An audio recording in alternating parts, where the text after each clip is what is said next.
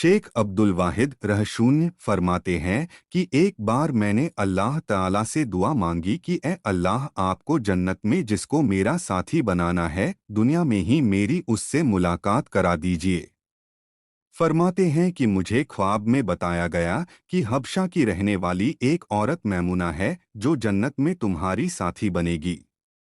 लिहाजा मैं उस बस्ती की तरफ चल पड़ा। जाकर बस्ती वालों से पूछा तो उन्होंने कहा कि वह तो बकरियां चराती है और इस वक्त बाहर कहीं बकरियां चरा रही होगी।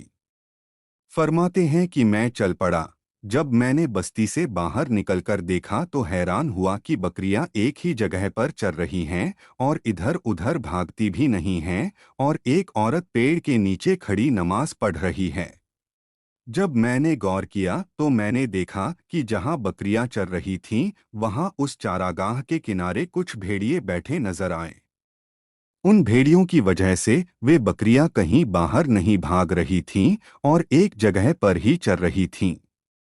जब उस औरत ने सलाम फेरा और मुझे देखा तो कहने लगी, अब्दुल वाहिद, अल्लाह रब्बुल इज़्ज़त ने मुलाकात की वायदागाह तो जन्नत बनाई है, तो फिर तुम दुनिया में कैसे आ गए? मैंने कहा कि मैंने दुआ मांगी थी जो अल्लाह रब्बुल इज़्ज़त के यहाँ कबूल हो गई। मगर अब मैं आपसे एक बात पूछना चाहता हूँ कि मैंने ऐसा मंजर तो कभी नहीं देखा कि आप नमाज पढ़ रही थीं, बकरियां चर रही थीं और भेड़िए बैठे हुए थे और वे बकरियों को कुछ नहीं कह रहे थे। मुझे इसका राज समझ में नहीं आ रहा है। मैंने कहा कि मैंने दुआ मांगी थी जो अल्लाह रब्बुल इज़्ज़त के यहाँ कबूल हो गई।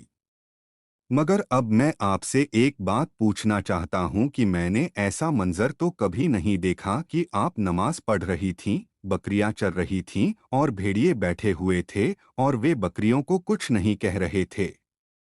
मुझे इसका राज समझ में नहीं आ रहा है।